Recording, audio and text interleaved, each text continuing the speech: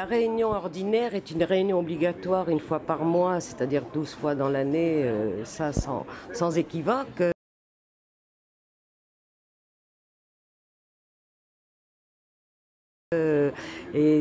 L'ordre du jour est arrêté conjointement par le secrétaire et le président. Une réunion extraordinaire est demandée par l'une ou l'autre des parties, c'est-à-dire soit le président, soit la majorité des titulaires qui demandent une réunion extraordinaire pour un sujet qui ne peut absolument pas attendre la prochaine réunion ordinaire du comité d'entreprise. Voilà brièvement la grande différence entre les deux. Il y a donc une notion d'urgence pour établir ou mettre en place une réunion extraordinaire? Alors, on peut penser qu'il y ait une notion d'urgence, ce n'est pas tout à fait souvent le cas, dans le sens où ça peut être tout à fait stratégique par soit le président du comité d'entreprise, soit par les membres titulaires. Mais il est vrai que le fait de créer une réunion extraordinaire, c'est que le sujet qu'on veut porter à cette réunion ne peut absolument pas attendre la réunion ordinaire, soit du mois suivant. Voilà. Pouvez-vous nous donner quelques exemples justement de réunions extraordinaires stratégiques mises en place soit par le président du comité d'entreprise ou soit par le secrétaire du comité d'entreprise? Faire en sorte qu'un comité central d'entreprise fonctionne un peu plus, puisqu'à la base, il n'y a que deux réunions ordinaires dans l'année, c'est-à-dire une fois tous les 6 mois.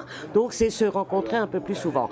Pour toujours le comité d'entreprise, mais je vais le dire tout bas, quand bien même beaucoup peuvent le savoir, c'est un secrétaire qui ne répond pas toujours à ses obligations, à son travail, à la majorité de ce que veulent les titulaires. Si on veut désigner un autre secrétaire ou un autre trésorier, eh bien ça peut être la mise en place d'une réunion extraordinaire. Chose beaucoup plus importante à mes yeux, l'employeur, après avoir consulté le comité, a pris sa décision, a donné un avis, enfin une position claire et précise sur un projet de mise en place.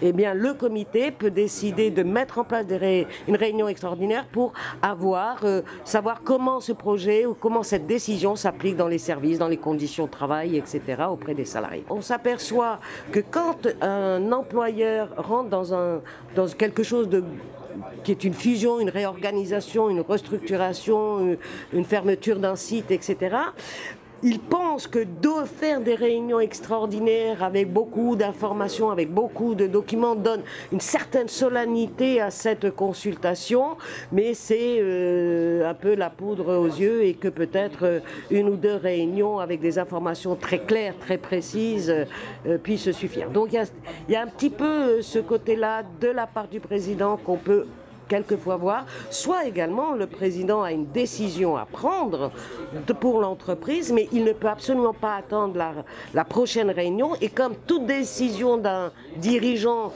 doit préalablement passer devant le CEO en consultation, eh bien il déclenche une réunion extraordinaire. Il peut y avoir en effet une certaine complémentarité entre les réunions ordinaires et extraordinaires, chacun ayant sa stratégie. Ce qu'il faut savoir aussi et qu'on oublie quelquefois, c'est que si d'aventure on a déclenché une réunion extraordinaire, si les élus déclenchent une réunion extraordinaire en demandant par écrit et en disant clairement le pourquoi de cette réunion extraordinaire et les thèmes, si la réunion ordinaire a lieu 3, 4, 5 jours après, l'employeur et le secrétaire qui vont arrêter les ordres du jour, vous voyez, je dis bien les ordres du jour, doivent en effet faire 2 réunions distinctes, la réunion ordinaire et la réunion comportant les thèmes de cette demande de réunion extraordinaire qui peuvent être l'une après l'autre, mais qui doivent être distinctes.